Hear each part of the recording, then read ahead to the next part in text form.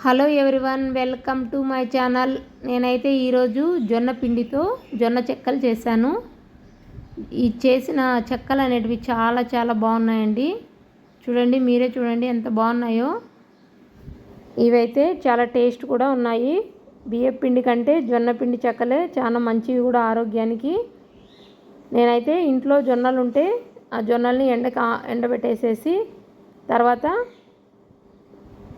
మిషన్కి వెళ్ళి పిండి పట్టించేసేసుకొని నిలవ పెట్టుకున్నాను. ఈ పిండితోనే నేను ఈరోజు ఈ జొన్న చెక్కలు అనేటివి ప్రిపేర్ చేశాను. ముందుగా 2 గ్లాసులు అయితే నేను జొన్న పిండిని తీసుకున్నాను.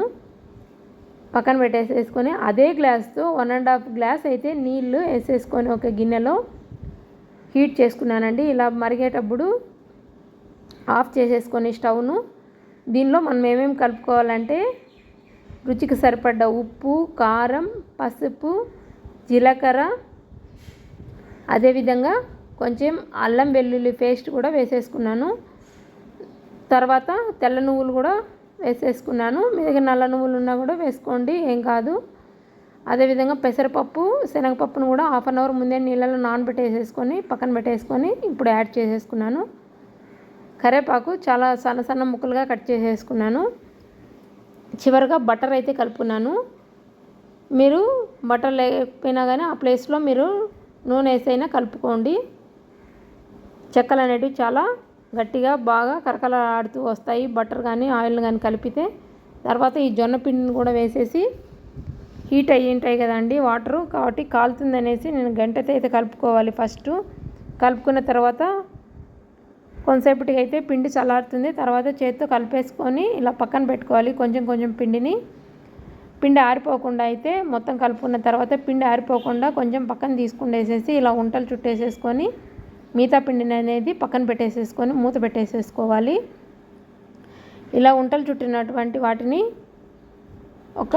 నేనేం చేశానంటే ఒక కవర్ కట్ చేసేసుకొని కవర్ కింద పెట్టేసేసి మధ్యలో ఇలా ఒక ఉంట పెట్టేసేసి తర్వాత పైన కూడా కవర్ పెట్టేసేసి ఒక గిన్నెతో ప్రెస్ చేసేసుకున్నాను. చూడు, చాలా పలుచగా అయితే వచ్చింది. అలాగే ఆయిల్ను కూడా బాయిల్ చేసేసుకొని ఆయిల్ కూడా వేడెక్కిందండి బాగా. ఈ వేడెక్కిన ఆయిల్లో కూడా ఇప్పుడు జొన్న చెక్కలు ప్రెస్ చేసినటువంటి జొన్న చెక్కలు అయితే వేసేసుకున్నాను. ఒకదానిపైన ఒకటి వేసుకోకూడదు. ఒకదానిపైన ఒక వేసుకున్నట్లయితే అవి మెత్తగా ఉండి విరిగిపోయేదానికి ఛాన్సెస్ ఉంటాయి. పక్కన అయితే వేసుకొని కదపకుండా ఉండాలండి. కొంచెం కాలిన తర్వాతే కదుపుకోవాలి అటు ఇటు. చూడండి, బాగున్నాయి. ఇలాగైతే కాలిన తర్వాత గోల్డెన్ కలర్లో వచ్చిన తర్వాత పక్కకి తీసి వేసుకోవాలి. చాలా క్రిస్పీగా అయితే ఉన్నాయి. చాలా టేస్ట్ కూడా చాలా బాగున్నాయి. మీరు ట్రై చేయండి ఒకసారి. ఈ వీడియో మీ అందరికీ నచ్చుతుందని నేను అనుకుంటున్నాను. ఈ వీడియో మీకు నచ్చినట్లయితే please like, share and subscribe. Thank you for watching.